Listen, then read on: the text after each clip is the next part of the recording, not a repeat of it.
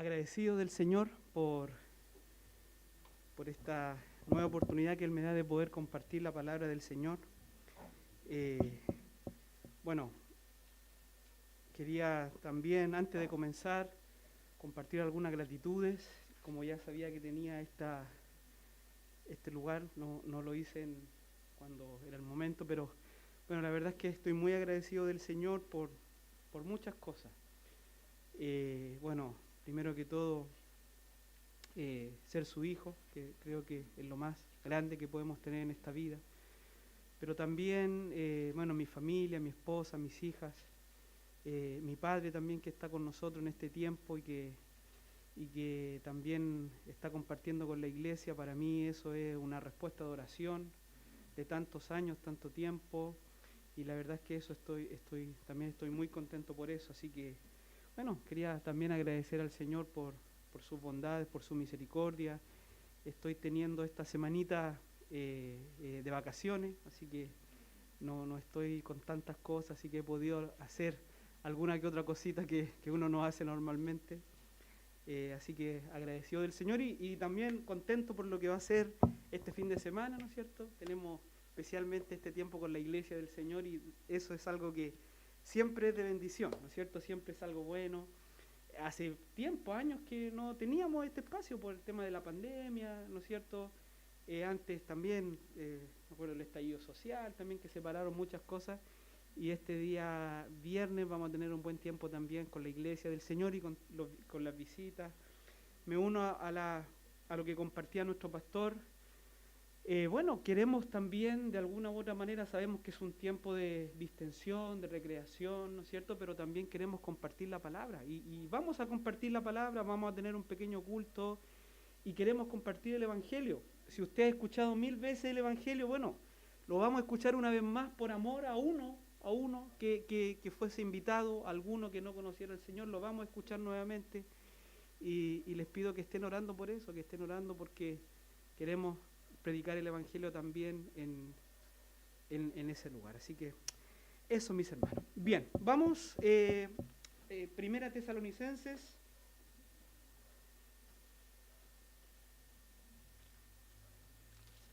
capítulo 3. Hoy día vamos a comenzar con el capítulo 3. Vamos a estar meditando solamente en los primeros 3 versículos. Primera Tesalonicenses, capítulo 3, verso del 1 al 3. ¿Ya? Bien. Dice así la palabra del Señor. Por lo cual, no pudiendo soportarlo más, acordamos quedarnos solos en Atenas. Y enviamos a Timoteo, nuestro hermano, servidor de Dios y colaborador nuestro en el Evangelio de Cristo, para confirmaros y exhortaros respecto a vuestra fe, a fin de que nadie se inquiete por estas tribulaciones, porque vosotros mismos sabéis que para esto estamos puestos. Hagamos una palabra de oración. Gracias, Padre, porque usted nos da esta oportunidad, Señor amado, de abrir su palabra, Señor. Sabemos que es tan necesario para nosotros, Dios mío, es algo tan edificante poder ser expuesto a ella. Permítanos, Señor, tener oídos para oír en esta noche, tener un corazón listo, dispuesto, Señor, para escuchar tu palabra. Obra en nosotros a través de ella, Señor. Todos nosotros cada día necesitamos ser enseñados, instruidos, confrontados por tu palabra, Señor. Haz tu obra en nuestras vidas porque lo necesitamos, Señor. Tú sabes la necesidad, tú sabes la condición de cada uno, Señor. Por favor, haz tu obra en nosotros en esta noche. Te lo pedimos en el nombre de Cristo nuestro Señor. Amén. Amén, mis hermanos. Bien. Bueno, como hemos estudiado semanas anteriores, ¿no es cierto? Como estudiamos básicamente la semana pasada, en los textos que estamos leyendo, aquí el apóstol está explicando a la iglesia en Tesalónica el motivo por el cual él no ha vuelto a la ciudad, ¿no es cierto? Por el cual no ha vuelto a la iglesia, luego de que los judíos incrédulos le obligaran a salir de una manera abrupta. Ya eso veíamos la semana pasada. Al parecer estos mismos judíos o este mismo grupo estaban sembrando ideas dentro de la joven iglesia que querían desacreditar al apóstol, y una de esas ideas eran de que el apóstol los había dejado botados, ¿no es cierto? Como diríamos, que él se había ido y que no había ningún interés de parte de él con el grupo que había quedado en la iglesia en Tesalónica. Entonces, como hemos visto la semana pasada, Pablo es enérgico en declarar a sus hermanos que esta es una situación temporal, esto de que no podían estar juntos o de que él no había ido a la ciudad es una situación temporal, que él se ha dispuesto a volver a ellos, pero ha sido estorbado. Leíamos la semana pasada, decía el apóstol, que el enemigo ha puesto estorbos, ha puesto obstáculos. No sabemos a ciencia cierta cuáles eran esos estorbos, pero el apóstol reconocía que era la obra de Satanás. Por lo tanto, el apóstol no había podido volver.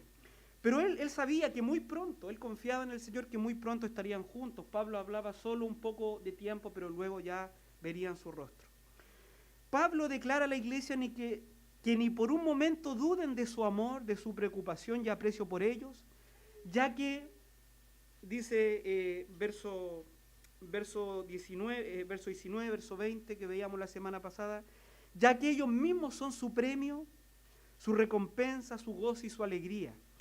Que así como un atleta jamás desecharía su corona luego de trabajar y competir intensamente por ella, así también, ¿no es cierto? Él, el apóstol, jamás les dejaría, luego de haberles ganado para Cristo, luego de instruirle en el Evangelio, y su mayor gozo era que un día presentarse junto a la iglesia en la venida del Señor Jesucristo. Por lo tanto, Pablo les declaraba absolutamente su preocupación, su amor, ¿no es cierto?, y su interés por ellos.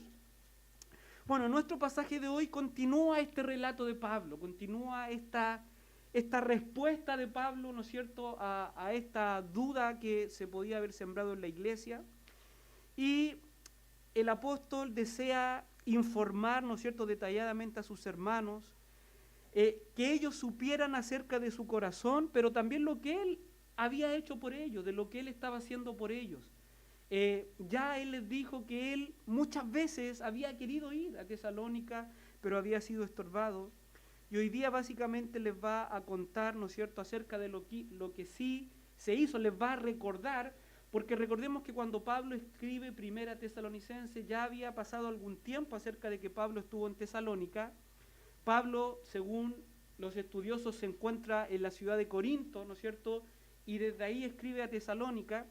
Entonces, ya se había producido que Timoteo había ido a Tesalónica. Timoteo trae las buenas nuevas de la iglesia y en respuesta a esas buenas nuevas es que Pablo escribe esta carta. Por lo tanto, en esta carta Pablo les va a recordar lo que él mismo había hecho, ¿no es cierto?, en vista de que no se habían podido ver, ¿ya? Y aquí Pablo les va a recordar que también él había enviado a su fiel colaborador Timoteo. Por lo tanto, Pablo quería mostrar lo que había en su corazón, pero también lo que él había hecho por ellos en este sentido, ¿no es cierto? Y darles la tranquilidad y al mismo tiempo disipar toda duda malintencionada de sus enemigos.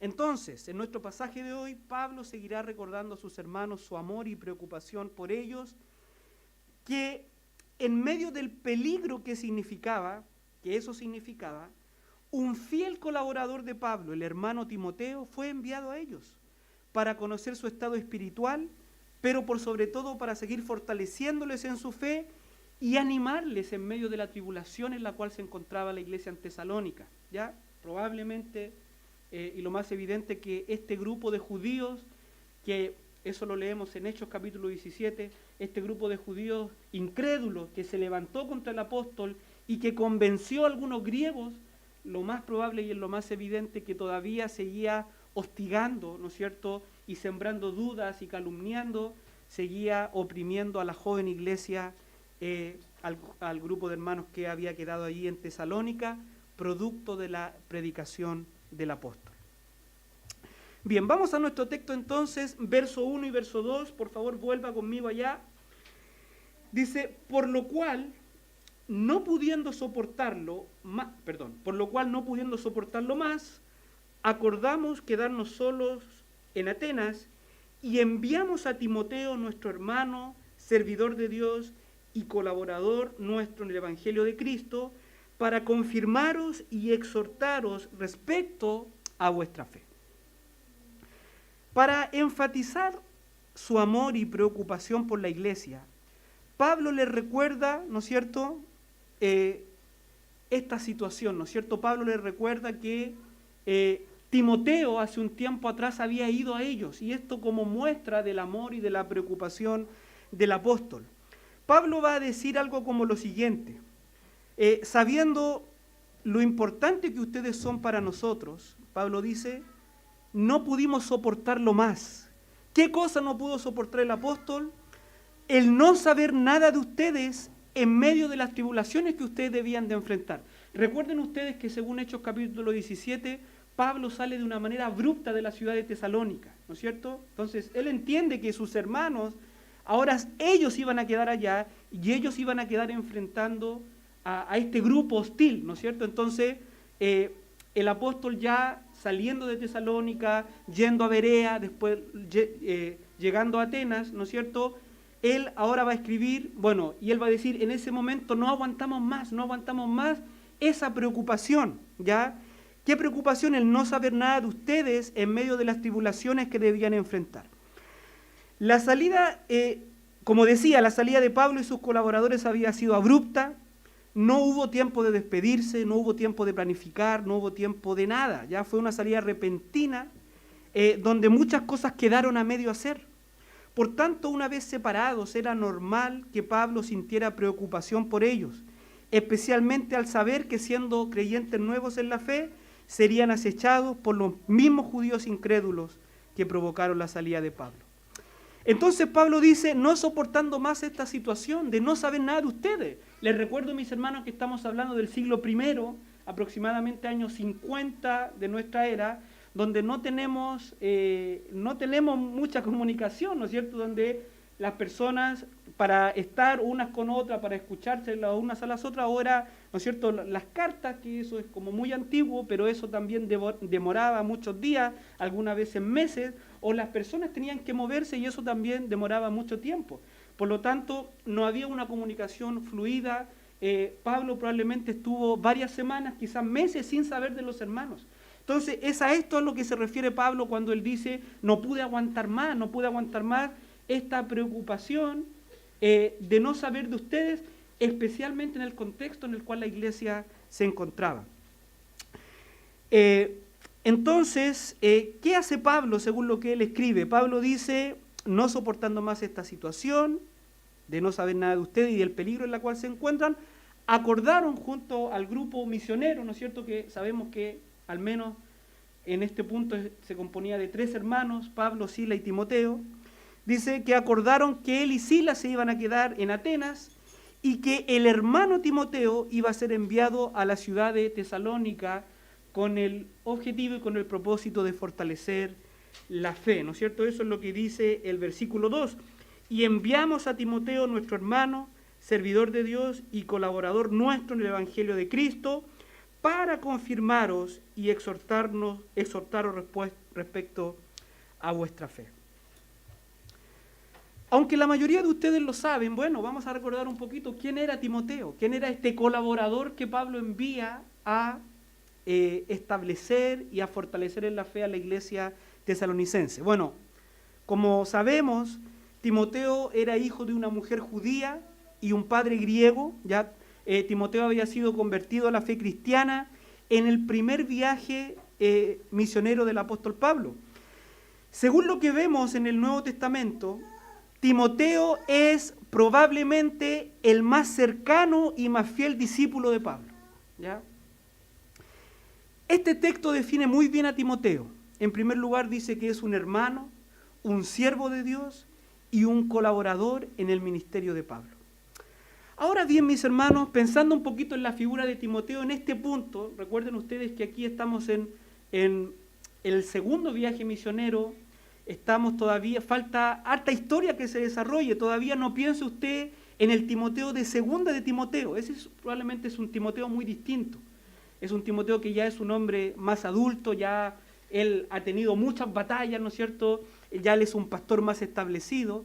Aquí todavía estamos ante un Timoteo joven, un hombre que no hace mucho está saliendo con Pablo a las misiones, ¿no es cierto? Si bien es cierto, ya han pasado algunos años de que él se convirtió a la fe, pero todavía hablamos de un hermano joven. Pero aún aquí a Timoteo se le describe de una manera excepcional, ¿no es cierto? Se dice que es un hermano, se dice que es un siervo de Dios y se dice que es un colaborador en la obra del ministerio. Y aquí hay algo muy relevante, creo, para nosotros y muy relevante para la iglesia, pensando en esta figura de este joven Timoteo. Vemos, mis hermanos, que la iglesia no solo necesita Pablos, ¿no es cierto? La iglesia también necesita Timoteos. Pablo ha dicho que él no ha podido volver a Tesalónica, ¿ya? No sabemos la magnitud de él o los estorbos que Satanás le ponía, pero aunque Pablo no pudo ir, hubo otro que estuvo dispuesto. Hubo un fiel hermano que estuvo dispuesto a correr el riesgo de volver a un lugar donde tuvieron que escapar por su vida. Era un riesgo volver a Tesalónica. Habían sido, ¿no es cierto?, sacados de una manera abrupta, su vida estaba en riesgo. Y aunque Pablo no pudo ir, había un hermano fiel, un colaborador que estuvo dispuesto a ir a la iglesia en Tesalónica. Estuvo dispuesto a arriesgar su vida. Amados hermanos, ese era un colaborador no solo de Pablo, sino más importante aún, como el propio Pablo lo define, un colaborador del Evangelio de Cristo. Sabemos, mis amados hermanos, que no a todos Dios los ha llamado para el ministerio pastoral. No todos desean tampoco el ministerio pastoral.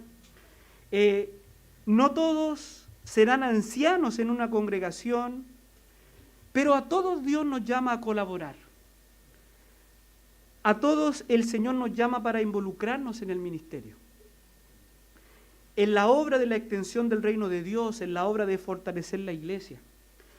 En esta etapa de su vida, Timoteo no es descrito ni como un apóstol, ni como un delegado apostólico, ni como un pastor, sino como un hermano, un siervo y un colaborador del apóstol, ¿no es cierto? Qué tremenda descripción, y podríamos decir, gracias a Dios por los Timoteos en las iglesias, gracias a Dios por aquellos que sin un título oficial, sin un cargo, sirven fielmente al Señor. Colaboran con sus pastores, se involucran sacrificialmente en el ministerio. Todo pastor, todo ministerio pastoral necesita de un Timoteo. Y ojalá de muchos Timoteos. Los pastores no pueden y tampoco están llamados a hacer todo. Necesitan delegar, necesitan descansar en hombres fieles que puedan hacer la obra junto a ellos. Las últimas semanas hemos hablado mucho del ministerio pastoral, ¿no es cierto? Y casi hemos puesto una vara muy alta, ¿no es cierto?, en lo que significa ser un pastor, a través del ejemplo que nos muestra el apóstol Pablo. Pero aquí vemos, ¿no es cierto?, a un hombre que hace algo que podríamos decir tendría que haber hecho Pablo. Y aquí vemos también que en realidad el pastor no puede hacer todo, y es más, el pastor no está llamado a hacer todo. Y hay otros hombres en la congregación que también necesitan hacerse cargo de tareas que existen en la iglesia. Los siervos que el Señor llama, los siervos que están por delante, necesitan hombres y eventualmente hermanas que también ayuden en las labores de la congregación. Los siervos del Señor necesitan ayuda, ¿ya? Necesitan quien les sostenga sus brazos, necesita quienes colaboren con la obra del ministerio, porque ellos también son personas, son seres humanos como todos nosotros, que también tienen sus luchas, que también tienen sus días difíciles, que también luchan y siguen luchando con el pecado como todos nosotros, y es necesario que ellos también puedan tener colaboradores, hombres, ¿no es cierto?, que sean fieles en el ministerio, como lo vemos en el caso del hermano Timoteo. Un hombre que estuvo dispuesto, estuvo listo para ir y hacer la obra, ¿no es cierto?, que Pablo le delegó. Amados hermanos, esto es algo muy saludable para la iglesia del Señor. ¿Ya? Esto es muy saludable. ¿Debemos estar orando para que Dios levante pastores? Amén. ¿Debemos estar orando para que Dios levante misioneros? Amén. Debemos estar orando para que Dios levante también familias, esposas, hijas que también estén dispuestos a acompañar a sus padres, ¿no es cierto?, a sus esposos a ir a la obra. Amén. Pero también debemos estar orando para que el Señor levante a Timoteos, ¿no es cierto?, hombres que estén dispuestos y listos para ponerse al lado del siervo de Dios y para poder colaborar con el ministerio. Ahora bien, estos colaboradores, estos siervos necesitan estar preparados, ¿ya? Según nuestro texto, ¿para qué fue enviado Timoteo a la iglesia en Tesalónica?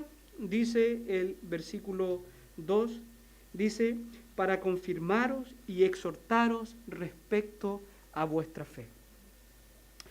Timoteo fue enviado con una misión espiritual. Timoteo fue enviado a continuar o a proseguir con la obra que Pablo había dejado en Tesalónica, es decir, establecer, fortalecer y seguir afirmando la iglesia con la palabra de Dios. La misión de Timoteo tenía características pastorales, aunque él no era un pastor, pero tenía sin duda características pastorales. Esto nos lleva a pensar, mis hermanos, que el joven Timoteo estaba preparado para cumplir esta misión. A esta altura ya había estado algunos años aprendiendo de Pablo, ya había madurado en su carácter cristiano, por lo cual el apóstol puede poner en sus manos una misión de esta naturaleza.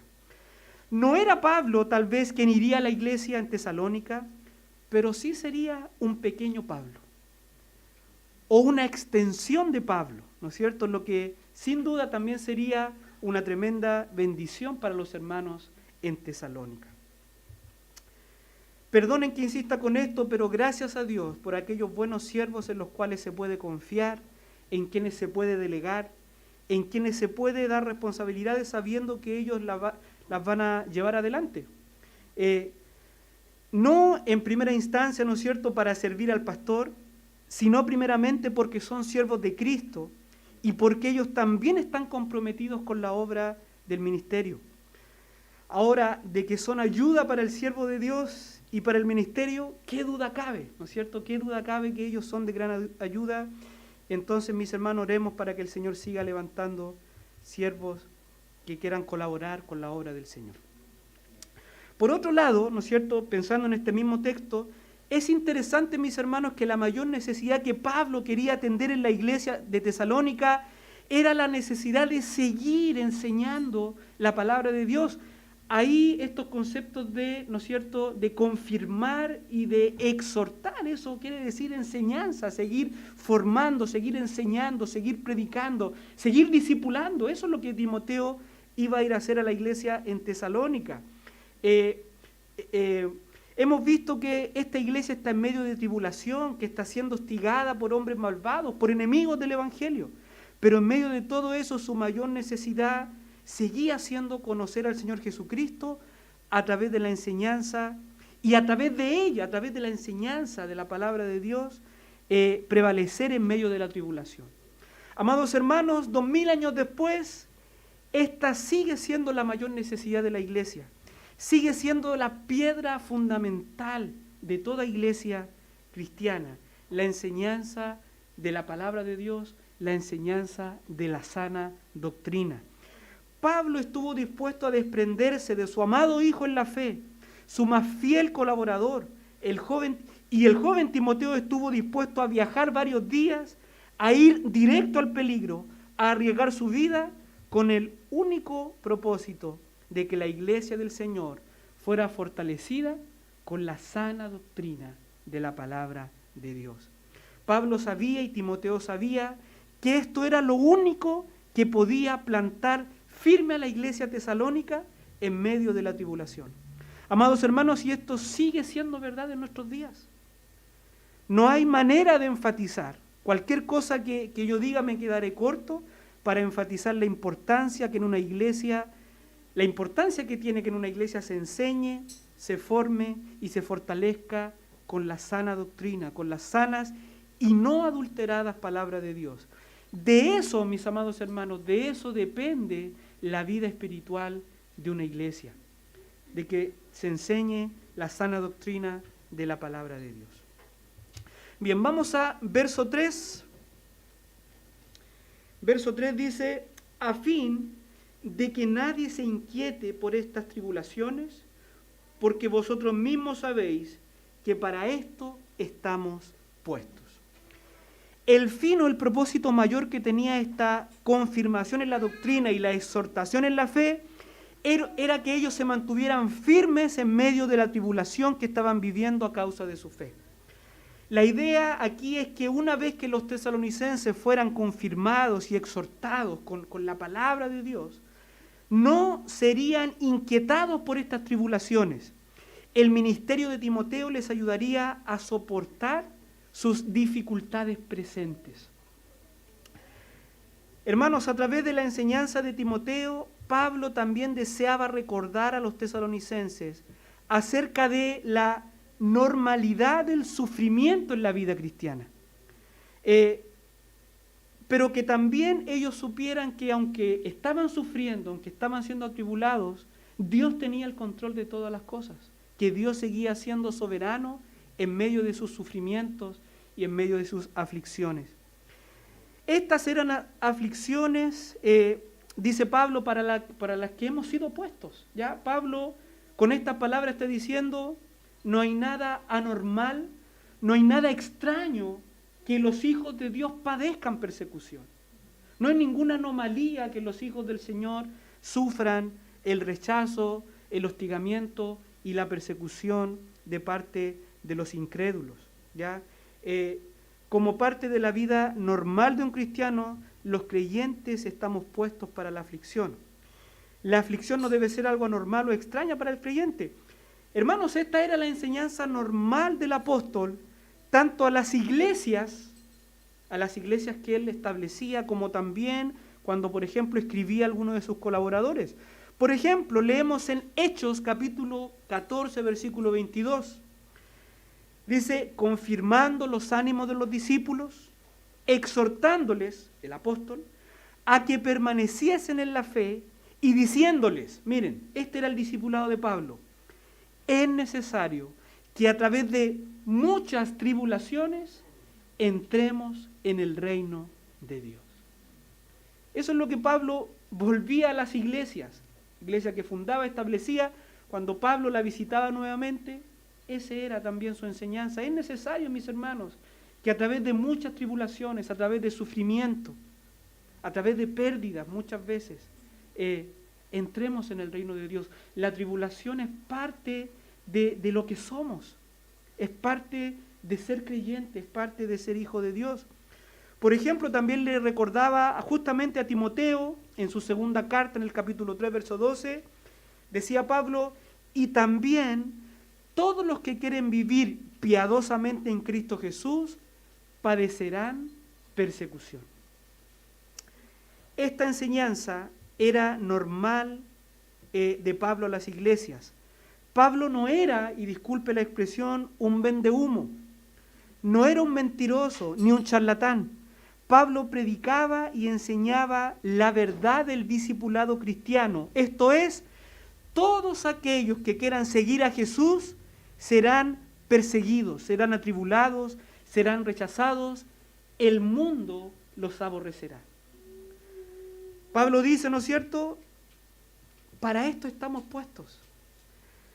No que busquemos el sufrimiento, sino que por cuanto el mundo y las ideas que gobiernan en el mundo son hostiles a Dios y al Evangelio, todo aquel que salga del mundo para servir a Cristo, tarde o temprano, de una u otra manera, será perseguido. Sabemos, mis hermanos, que en el contexto donde se escribe el Nuevo Testamento, en el contexto donde nuestro Señor vivió, donde Pablo vivió, declarar públicamente ser un creyente, la mayor parte de las veces era una declaración de muerte. Los cristianos sabían que por el solo hecho de declarar a Jesús públicamente, lo más probable es que iban a morir. Y eso nos cuenta la historia.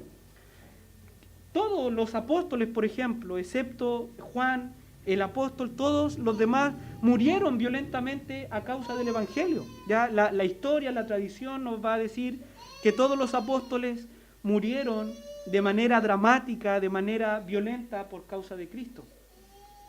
Cuando vemos las páginas de la historia de la iglesia, nos damos cuenta de esto, ¿no es cierto? Que el ser hijo de Dios para muchos significó la muerte. hoy día, quizás nosotros vivimos en un país en donde hay libertades, pero hoy día en no pocos países del mundo se persigue a los hijos de Dios. En no pocos países del mundo se hostiga, en no pocos países del mundo se rechaza, ¿no es cierto? Y no se deja a los cristianos, ¿no es cierto?, servir a Dios con libertad, ¿ya? Por lo tanto, esta es una realidad que vemos en la palabra de Dios y que sigue estando presente hoy día. Amados hermanos, entonces, esto también puede ser un recordatorio para nosotros. Como hemos dicho anteriormente, cuando hemos hablado de este tema, hace poco recuerdo que en la escuela dominical, en el culto dominical nos tocó también acerca de este tema de la persecución.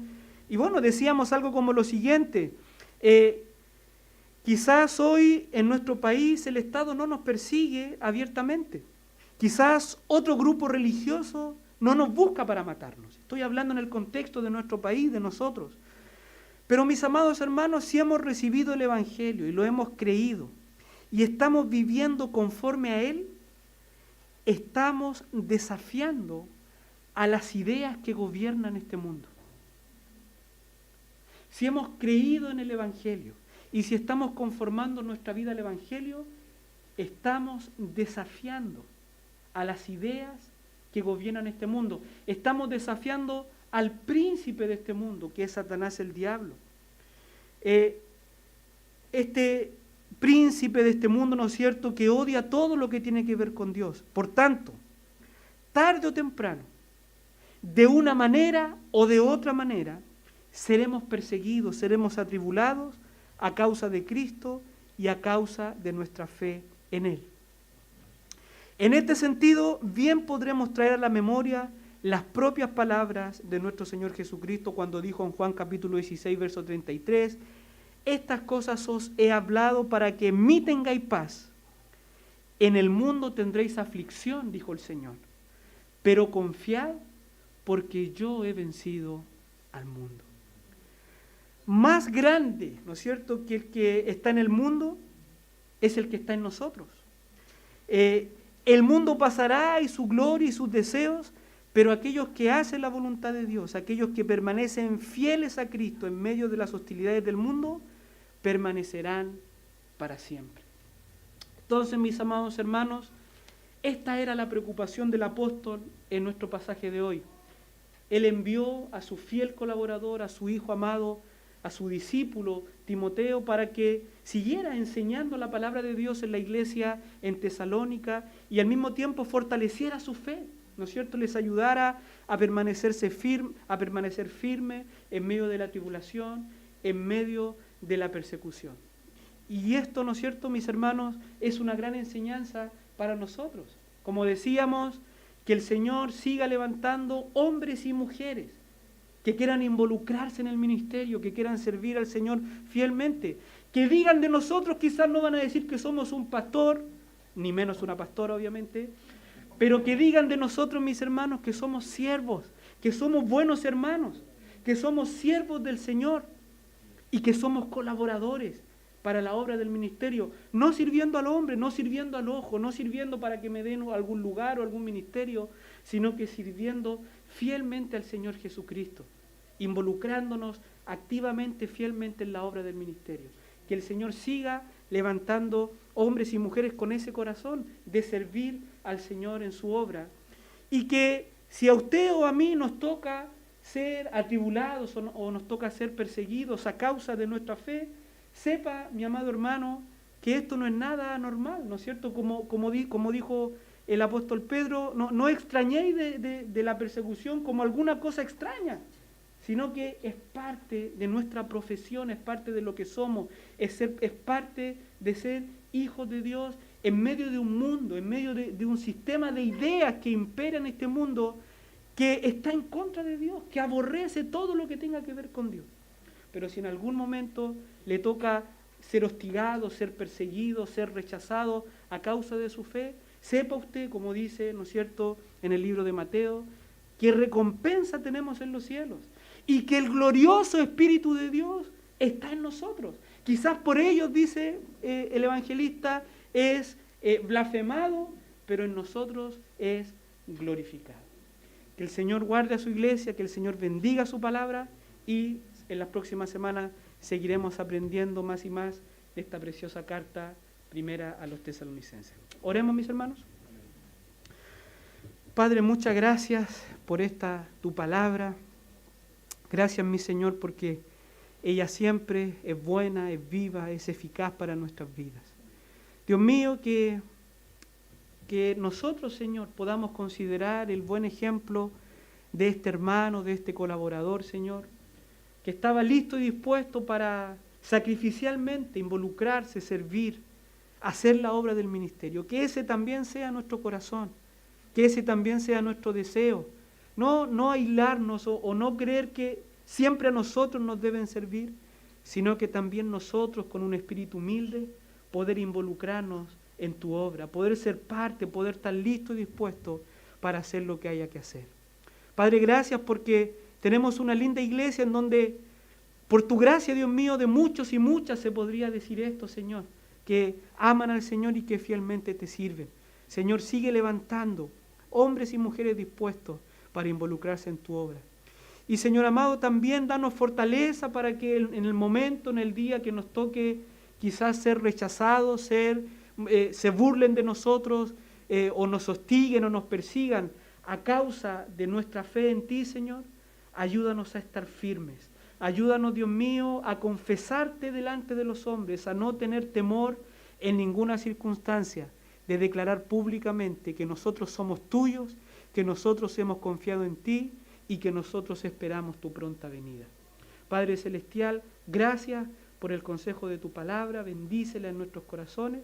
Te lo pedimos todo esto y dejamos todo esto delante de ti, en el nombre de Cristo, nuestro Señor. Amén.